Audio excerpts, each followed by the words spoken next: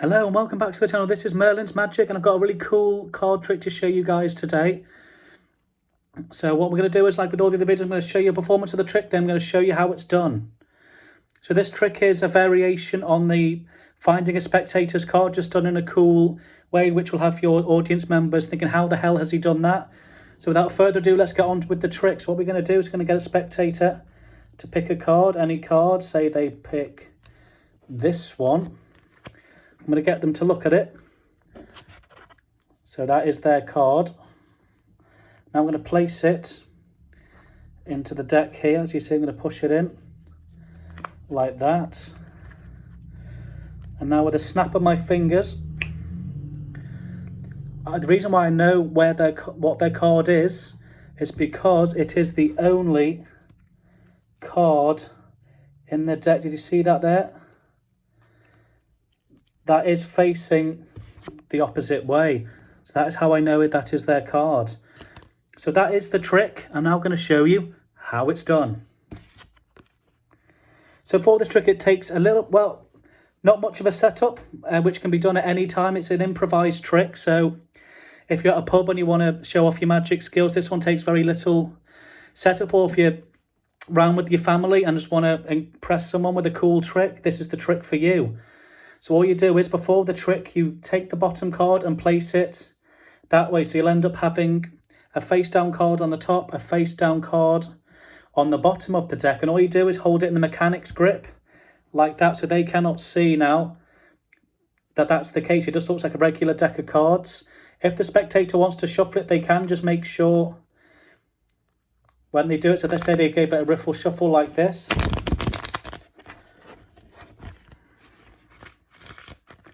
Like that, and they say, okay, now it's shuffled, do the trick. All you do is casually, as you hold it in mechanic's grip, just change that card round like that. Just say you're squaring the deck up, and then of course you're back at the same position. And then that looks even more impressive to a spectator because they've shuffled the deck, so they think now it's a clean deck. There's been no setup and you're ready to go. So with this trick, it's all about angle. So you angle the cards like this towards your spectator, and as you spread, make sure you don't spread too far, otherwise they will see, as you see there, that reversed king showing. So you just say, okay, pick a card, any card. Say they pick this one, and as they're looking at the card, which of course here is the two of spades, all you do is from this position, you turn the deck over.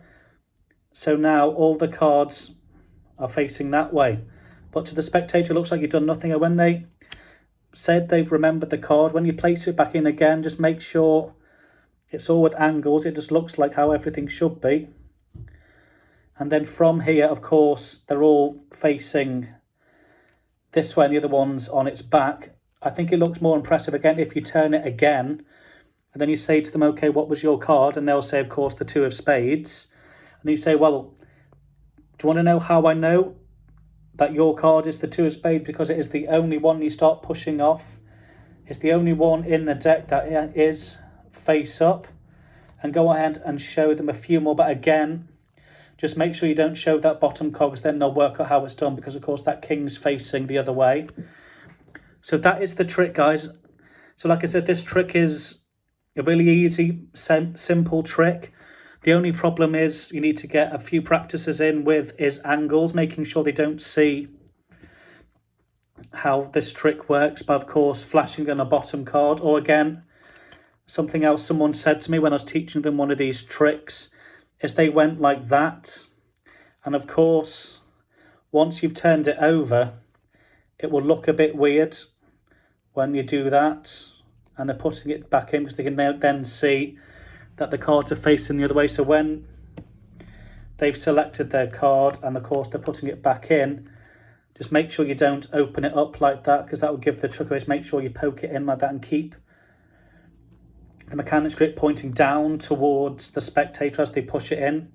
So as far as they're concerned, nothing's happening. Again, the only other thing you'll need to practice, like I said, it's a trick you can go away and probably watch this video once and been able to perform, is the slickness of being able to swap the deck over. So from here at the start of the trick, as they've selected a card, all remember what you need to do is this, you need to make it slick so it looks like they've done nothing. So normally they'll be looking at the card.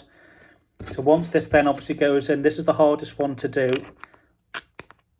once it's gone in, it has then been able to do this without the spectator seeing. So what I like to do is I'm just going to, like that, and as your hand's over it, you can then switch it over. And then when you take your hands off, it looks like you've done nothing. But in actual fact, you've switched the deck, so you can go like that. Okay, I'm just going to like that, and it looks like nothing's happened when in actual fact you've set the trick up. So that is the trick. So if you enjoyed this trick, please would you like and subscribe to the channel and turn on the notification bells so you don't miss any more tricks. I'm going to be starting a little series on Monday. It's going to be called Mentalism Monday, where I'm going to be teaching you every Monday some more mentalism. So if any of you people are interested in mentalism, mind reading, being able to impress your friends with that kind of magic, I'm going to be starting that every Monday. So just make sure you stick around and make sure, again, you turn the notifications on so you don't miss that. And again, if you've got any tricks or things you'd like to see how it's done, just let me know in the comment section below if there's something you're struggling with, if you're starting out in magic. And I know how annoying it is if you're learning from books. Sometimes watching someone visually do it will clear up any problems you're having. So particularly with any kind of cuts, like false cuts, false shuffles, if you're having any problems with that, because the diagrams aren't that easy to follow in books.